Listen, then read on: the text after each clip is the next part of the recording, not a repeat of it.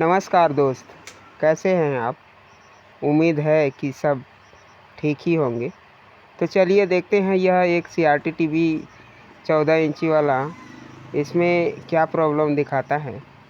ये देखिए, मैंने इसे स्विच प्लग पर डाला और इसमें ना तो इंडिकेटर वाला ये लाइट ग्लो हो रहा है और ना ही इसमें लाइट आ रहे हैं, और इससे आवाज़ कुछ टिक टिक का साउंड सुनाई दे रहा था। तो इसे हमने बैक कवर को खोल के पुनः लाइट पे डाल के गौर किया तो वही टिक टिक का साउंड इसमें आ रहा है, लेकिन प्रॉब्लम कुछ भी फिजिकली रूप से दिखाई नहीं दे रहा है। तो चलिए इसी को आज कंप्लीट चेक करके बनाते हैं। अगर आप इस वीडियो पर इंटरेस्ट रखते हैं तो इस वीडियो पर बने रहिए।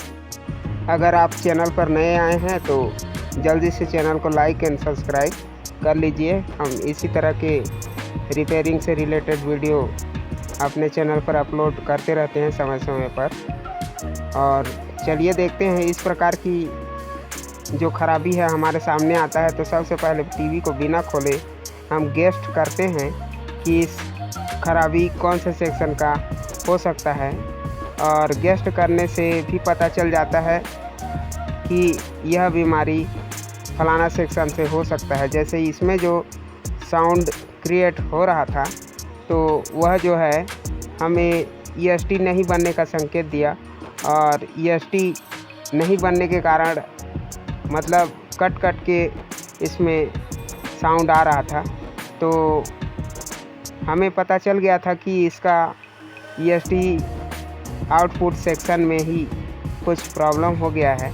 तो चलिए दिखाते हैं आपको भी कि इसे हम किस प्रकार से फाइंड करते हैं। इस प्रकार के डेट वाले पोजीशन के इस किट को हमने इसे सीरीज लाइन पर डाला, और जैसा कि आप जानते हैं इसका प्राइमरी सेक्शन जो कि पावर सप्लाई विभाग इसका ओके है। नहीं तो यह जो सीरीज लैंप है यह ग्लो करते रहता, लेकिन यह पूरी तरह से बुझ गया है। इसका मतलब है कि यह जो पावर सप्लाई सेक्शन है यह सामान्यतः ठीक लग रहा है हमें। तो देखते हैं इसके आउटपुट विभाग में डायरेक्ट इसके 110 वोल्टेज आउटपुट इसमें बन रहे हैं अथवा नहीं। इसका जो ये मेन फिल्टर कैपेसिटर होता है यहाँ पे लगभग 320-30 यानी 350 के अंदर वोल्टेज शो होने चाहिए DC में। और यहाँ कंफर्म कर लेने के पश्चात में इसका जो यह पावर सप्लाई ट्रांजिस्टर है यहाँ भी यह सप्लाई पहुँच रहा है कि नहीं, इसे भी चेक करना होता है। और जब ये दोनों कंफर्म हो जाए तो उसके पश्चात इसका जो आउटपुट में 110 वोल्टेज बनने वाला सप्लाई होता है उसे डायरेक्ट ट्रेस करने होते हैं, ताकि हमें पता चल जाए कि इसका जो आउटपुट विभाग में कौन से सेक्शन में सामान्यतः इसका खराबी इस प्रकार से आ रहा है। तो ये देखिए, हमने 110 वोल्टेज के रेंज में यह मल्टीमीटर के प्रोड को रख के चेक किया। आपको मल्टीमीटर दिखाई नहीं दे रहा है, मैं इसे दिखाने का प्रयास करता हूँ। चलिए, अभी आपको दिखाई दे रहा होगा। तो यहाँ से समझते हैं, ये जो सफ़ेद वाला मोटा पट्टी सा लाइन दिखा रहता है यह पट्टी के अंदर का ये जो विभाग है यह हॉट लाइन सेक्शन है। यहाँ पे डायरेक्ट हाथों से टच नहीं करना, और यहाँ पे हमें 350 वोल्टेज कंफर्म करने होते हैं। यहाँ कंफर्म 350 वोल्टेज नहीं आएगा, वेरी करके आता है। मतलब आपको 320, 30, 35, 45 कुछ भी मिल सकता है, मतलब 300 के लगभग यहाँ पे आना ही चाहिए। तो ये देखिए, यहाँ अभी इतना वोल्टेज शो हो रहा है। हमने ये फ्रॉड को उल्टा पकड़ रखा था, इसलिए माइनस में इसका रीडिंग आ रहा है। और यह सब रीडिंग कंफर्म कर लेने के पश्चात हमें इसका पावर सप्लाई ओके लगता है। तो हम देखेंगे इसके आउटपुट में ये EST को जाने वाला सप्लाई सही तरीक़ा से 110 वोल्टेज बन पा रहा है कि नहीं, इस पावर सप्लाई से निकल रहे हैं 110 वोल्टेज बन के कि नहीं, इसे कंफर्म करने होते हैं। उससे पहले यह जो 15 वोल्टेज इसके पावर सप्लाई के रेगुलेटर सेक्शन को जाता है, जो कि इसके मेन पावर सप्लाई ट्रांजिस्टर को ड्राइव करने का काम करते हैं, उन्हें भी कंफर्म करके देख लें एक बार। और यहाँ से जाता है यह 15 वोल्टेज डिवाइड हो करके इस मेन 1802 का ट्रांजिस्टर जो है इसे संचालित करने के लिए। और यह सब कंफर्म हो जाए, आपको लगे कि पावर सप्लाई ओके है इसका, तो इसके आउटपुट सेक्शन में 110 वोल्टेज का यह जो मेन सप्लाई EST के लिए जाता है, इसे कंफर्म करने होते हैं। और ये देखिए, इसमें जो मेन सप्लाई जो है वह तो नहीं बन रहा है, लेकिन इसका जो 15 वोल्टेज आइडियल सेक्शन को जाने वाला और 24 वोल्टेज इसके वर्टिकल IC को जाने वाला जो वोल्टेज होता है वह बहुत ही ज़्यादा वेरी कर रहा है, मतलब फ्लक्चुएशन करके रीडिंग आ रहा है। तो इसका मतलब है इसमें आउटपुट सेक्शन के कारण ही पार्ट्स शॉर्ट हो जाए तो ही इस प्रकार के वेरी वाले वोल्टेज शो होते हैं। तो चलिए एक बार हम इसे कूल टेस्टिंग करके देख लेते हैं, ताकि हमें आसानी से समझ में आ जाएगा कि कारण क्या है। तो ये देखिए, मेन 110 वोल्टेज के यहाँ जो डायोड लगे रहते हैं आउटपुट के लिए, वहाँ चेक करने पर यह शॉर्ट दिखा रहा है, पूरी तरीक़ा से शॉर्ट दिखा रहा है।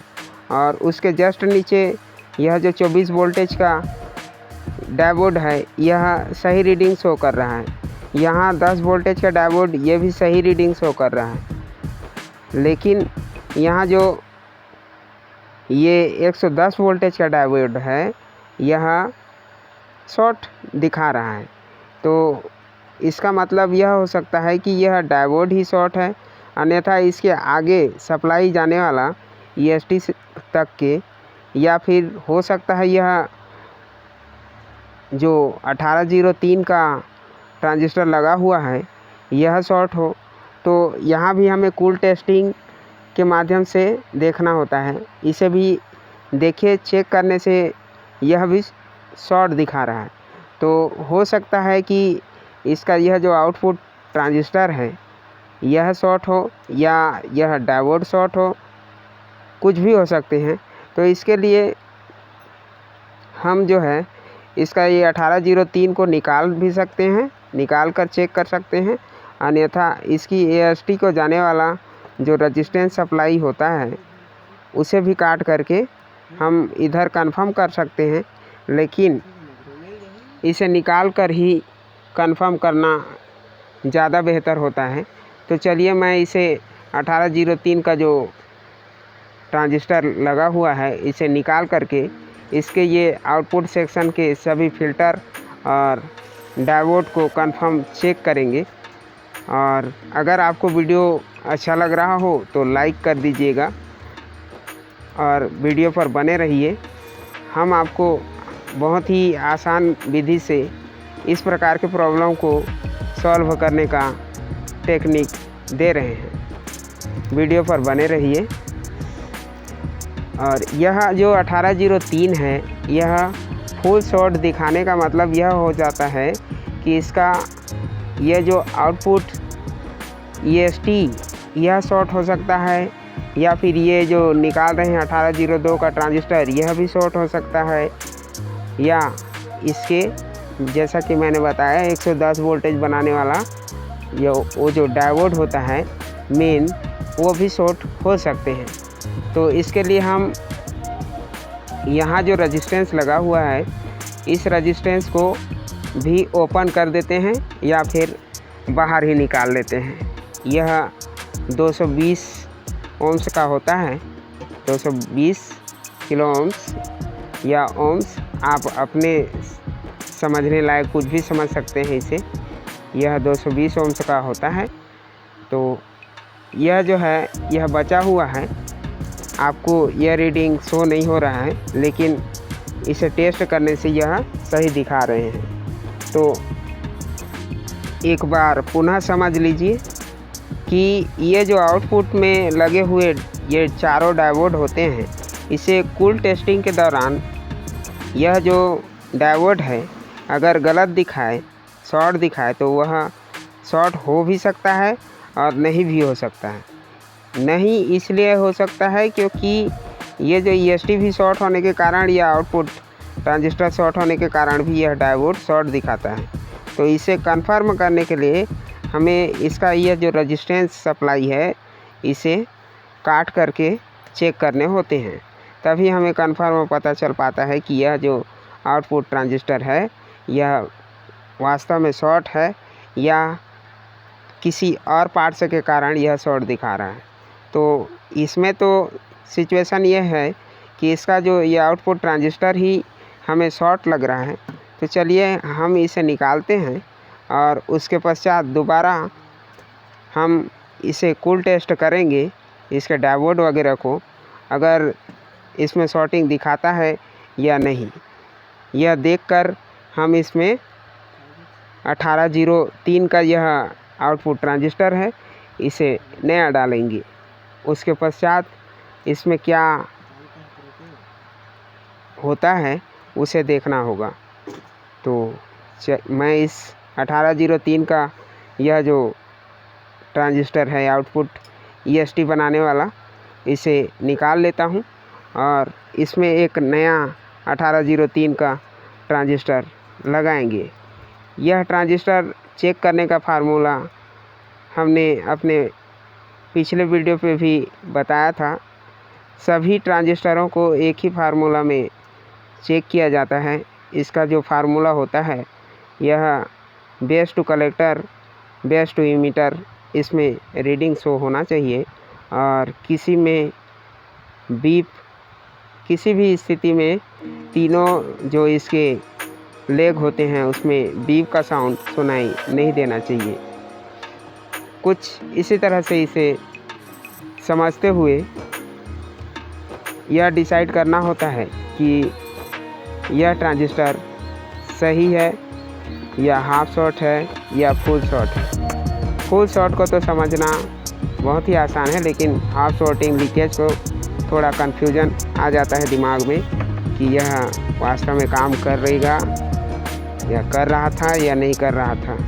तो जैसा भी स्थिति आपके दिमाग में पैदा हो उसे पूरी तरह से हटाने का एक ही फंडा है। आपको जिस पार्ट्स पर डाउट लगे उसे नया ही लगा करके आगे चेकिंग की प्रक्रिया को जारी रख सकते हैं। जैसा कि मैं इस ट्रांजिस्टर को निकाल करके आपको कंफर्म कराते हैं कि यह ट्रांजिस्टर किस प्रकार से शॉर्ट होता है। तो ये देखिए हमने निकाल लिया है इसे और इसे बीप कंटिन्यूटी मोड में रख करके इसे एक बार पुनः कंफर्म कर लेते हैं। वैसे तो हमें यह कंफर्म हो चुका है कि यह शॉर्ट है, लेकिन आपको दिखाने के लिए, आपको समझाने मात्र के लिए मैं एक बार पुनः दिखाता हूँ। ये देखिए, इसे कुछ इस प्रकार से टेस्ट करने पर इसमें कुछ रीडिंग शो होने चाहिए 500 से ऊपर, और यह तीनों में बीप ही साउंड दे रहा है। तो यह कंफर्म हो जाता है कि इसका जो प्रक्रिया है यह काम करना बंद कर चुका है और ये काम नहीं आएगा। इसलिए हम इसमें नया ही लगाते हैं, दूसरा 1803 का। यह आउटपुट ट्रांजिस्टर, इसे ओरिजिनल तो मिलना इसका थोड़ा मुश्किल रहता है, तो जो भी हमें मार्केट में उपलब्ध हो जाता है हम उसी को इस्तेमाल करके लगा देते हैं। ये टिक गया तो बहुत लंबा चलता है, अन्यथा बहुत जल्दी भी शॉर्ट हो जाते हैं। तो इसे डाल करके इसका वोल्टेज आउटपुट यह कन्फर्म देखना होता है। ये देखिए, सही वाले जो ट्रांजिस्टर होते हैं इसमें कुछ इसी प्रकार से रीडिंग शो होते हैं। Base to collector, base to emitter, और यह सही है। आपको अगर कन्फ्यूजन लगे कि इसे किस प्रकार से हम कन्फर्म जान सकते हैं कि यह ट्रांजिस्टर ख़राब है या नहीं, तो एक नया ट्रांजिस्टर ले लीजिए और दोनों का मिलान इसी प्रकार से कंटिन्यूटी के माध्यम से करके आप कंफर्म हो सकते हैं कि वास्तव में निकाले हुआ ट्रांजिस्टर ख़राब हुआ है, अन्यथा नहीं। तो चलिए मैं इसे लगा देता हूँ, और आपको इसे लगाने के पहले इसका जो यह आउटपुट डायोड है, इसके अन्य पार्ट्स मतलब मेन इसके जो सप्लाई को चेक करना होता है, और चेक कर लेने के पश्चात ही इसे कुछ इस प्रकार से क्लीन करते हुए इसमें पेस्ट का इस्तेमाल करके इसे प्रॉपर तरीक़ा से इसमें लगा देंगे, और उसके पश्चात हम इस टीवी को ऑन करके देखेंगे यह सही तरीक़ा से ऑन हो पाता है अथवा नहीं। तो मैं इसे इसमें लगा देता हूँ। दोस्त, यह जो काम हो यह बहुत ही आराम से, शांत माइंड से, मेरे कहने का मतलब अगर आप इस काम को हड़बड़ी या 10 प्रकार के माइंड में कुछ बात रखते हुए करेंगे तो हो सकता है आपका काम बनते बनते बिगड़ जाए, और बहुत ही इसे लर्निंग माइंडसेट रखते हुए काम करेंगे तो बहुत ही आसानी से आपको फॉल्ट भी पकड़ में आता है और समझ में आता है, और बहुत ही आसानी से यह जो प्रॉब्लम है सॉल्व हो जाते हैं। बस इसे ध्यान से समझकर इसे काम करना होता है। तो इसका यह जो पॉइंट है पूरी तरह से क्लीन कर लेने के पश्चात इसमें रांगा बहुत ही हिसाब से डालें, अन्यथा इसका जो प्रिंट है यह जलने, कटने और शॉर्ट होने के पूर्ण चांस होता है। मैं इस प्रकार के वीडियो केवल उन भाइयों को ध्यान में रखते हुए बनाता हूँ जो नए नए इस काम को सीखने का प्रयास करते हैं,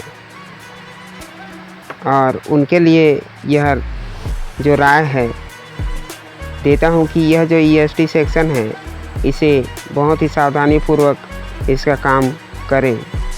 और चलिए, मैंने इसके आउटपुट ट्रांजिस्टर जो था उसे लगा करके इसका जो आउटपुट रेजिस्टेंस 220 ओम्स का इसे भी लगा देता हूँ, और इसे चालू करके देखते हैं कि इसमें इसका जो ये EST कटने का प्रॉब्लम बन रहा था वह सही तरीक़ा से बन पा रहा है अथवा और कुछ प्रॉब्लम निकल रहे हैं।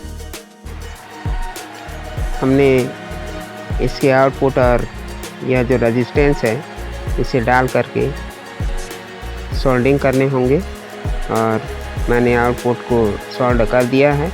बस यह रेजिस्टेंस इसे भी सोल्डिंग कर देता हूँ, और उसके पश्चात इसका जो रीडिंग है शॉर्टिंग वाला कूल टेस्टिंग उसे एक बार कंफर्म करते हुए इस टीवी को ऑन करेंगे कि यह टीवी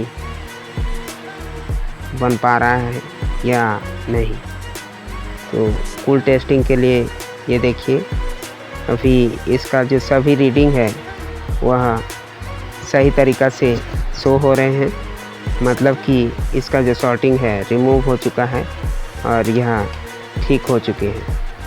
चलिए इसे ऑन करते हैं और देखते हैं इसका पिक्चर भी सही बन पाता है अथवा नहीं। तो इसके सारे कनेक्शन को मैं कर देता हूँ। भाई, इस प्रकार की वीडियो कई जगह पे कट करके आपको दिखाता हूँ। इसका मतलब यह नहीं है कि मैं आपके लिए कुछ प्लान पूर्वक बनाया गया वीडियो शो कर रहा हूँ, ऐसा नहीं है। यह जो वीडियो है मैं कस्टमर के समक्ष ही शूट किए रहता हूँ अपने काम करने के दौरान। उसी वीडियो को आपको एडिट करके शेयर करता हूँ।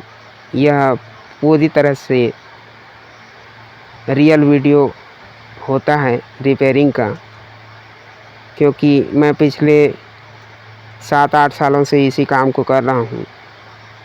और यह जो यूट्यूब है, इस पे नए सीखते हुए आपके लिए वीडियो शेयर करता हूँ। इसलिए कहता हूँ कि आपको अगर मेरा यह प्रयास अच्छा लगता हो तो मेरे वीडियो को लाइक ज़रूर कर दीजिएगा, लेकिन आपका दिल कहे तो।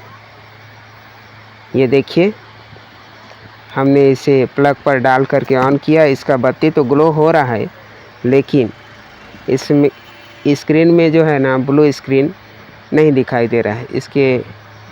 चलिए देखते हैं इसके पैनल को प्रेस करके। हो सकता है ब्लू बैक इसका बंद हो, तो पैनल को प्रेस करने से मेनू बार आ जाना चाहिए। ये देखिए, मेनू बार आ गया है। और यह टीवी जो है, ब्लू बैक इसका ऑफ है, इसीलिए ब्लू स्क्रीन नहीं दिखा रहा था। बाकी इसके EST पूरी तरह से बनने लगे थे, तो हमें कंफर्म हो गया था कि यह टीवी बन चुका है। अब इसमें मात्र पिक्चर देखकर हमें कंफर्म करना होगा कि इसके पिक्चर क्वालिटी सही तरीक़ा से आ रहे हैं अथवा नहीं। तो मैं यह जो किट है, इसे पूरी तरीक़ा से इसमें सेट करने के पश्चात आपको इसका पिक्चर दिखाता हूँ। जो भाई मेरे चैनल पर कमेंट करते हैं, मेरे बड़े भाई, मेरे गुरु समान सज्जन पुरुष और मेरे छोटे भाई जैसे प्रिय मित्र, मेरे को आपका कमेंट देखकर बहुत ही खुशी होता है कि चलो कोई तो मेरे इस वीडियो को देख रहा है। हो सके तो आपकी राय इस वीडियो पर भी ज़रूर कमेंट कीजिएगा। मैं आपके उम्मीदों पर खरे उतरने का पूरा प्रयास कर रहा हूँ। मेरे सब्सक्राइबर, दोस्त, मेरे मित्र और मेरे से बड़े जितने भी सज्जन गणमान्य हैं, उन्हें मैं तहे दिल से हार्दिक धन्यवाद देता हूँ कि वो मेरे इस चैनल को लाइक सब्सक्राइब करने योग्य समझे और किया। इसके लिए मैं तहे दिल से उनका आभारी हूँ। अब देखिए इसका ये पिक्चर क्वालिटी, ये सीरीज बल्ब भी बहुत ही कम ग्लो हो रहा है, मतलब किसी भी प्रकार की इसमें और कोई ख़राबी है नहीं। ये देखिए, आपने हमारे इस वीडियो को पूरा देखा, इसके लिए तहे दिल से आपको धन्यवाद देते हैं। बहुत बहुत धन्यवाद आपको। और हो सके तो वीडियो को लाइक नहीं किए हैं तो लाइक कर दीजिएगा। Good bye.